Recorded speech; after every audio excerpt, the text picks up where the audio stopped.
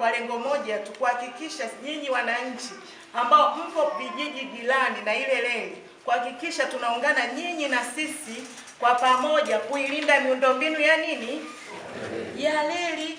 Kwa maana hiyo tumekuja kwa lengo mahususi kabisa kwamba tuwakumbushe kwamba jukumu la kulinda miundombinu la reli ni la kwetu sote, sio kwa ajili tu ya polisi reli, sio kwa ajili tu ya wafanyakazi wa reli ambao tunawaita TRC. Naeleweka jamani?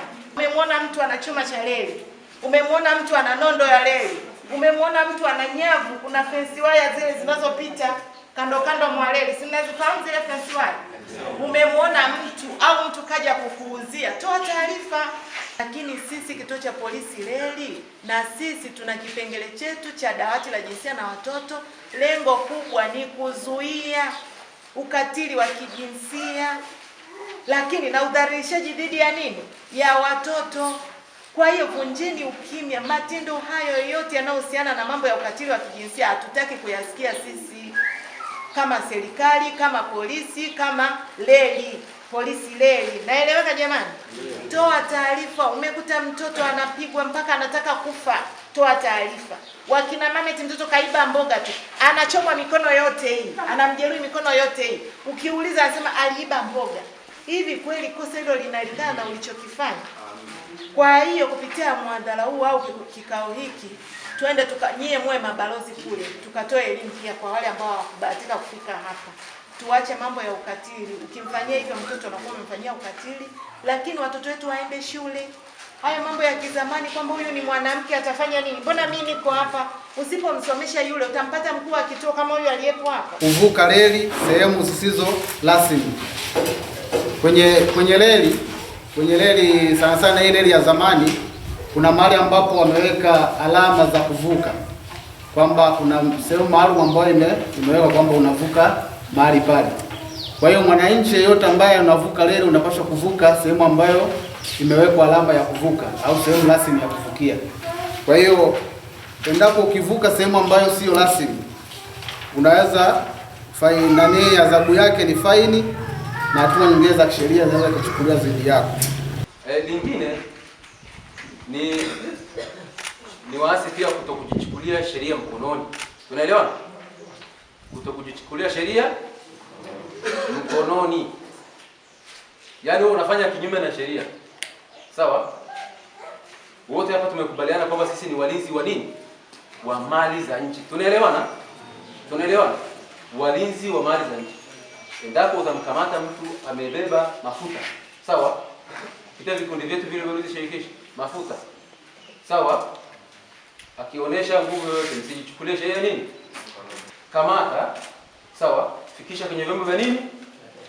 Vya sheria. Lingine, wananchi wa Mbulula mjiepushe na migogoro ya ardhi. Sawa? Migogoro ya ardhi na wafugaji. Tunaelewana? Tunaelewana wananchi wa Mbulula? Mgogoro wa ardhi ukishaingia, yani ukishaona mgogoro wa ardhi umeanza kupitia kwako wewe na mtu mwingine, sawa? Fikisha kuna mabaraza. Sawa? Kuna mabaraza ya ardhi, ngazi ya kata, ya wilaya na mahakama zetu ziko. Kwa hiyo ukiona mgogoro wa ardhi wote yani umeanza kufukuta, kuna taratibu za kufuata. Fikisha kwenye baraza ya ardhi. Sawa? Utatatuliwa huo mgogoro. Tulikuwepo hapa katika kijiji chetu, tulikuwa na wageni kutoka katika shirika la reli. Wamefika hapa na kutolea elimu namna tunavyotakiwa kuishi ndani ya maeneo ya reli, kwa maana hifadhi ya reli. Lakini pia wametupa elimu kuhusiana na swala la polisi reli, kwa maana ya kutoa elimu kwa mfano kama masuala ya ubaguzi wa kijinsia, ukatili ndani ya vijiji au hapa nchini. Lakini yote tumeyapokea na tunaahidi tutayafanyia kazi, na sisi kama wananchi wa Mbulula tunakubaliana na wataalamu ambao wametufikia hapa, tunaungana nao.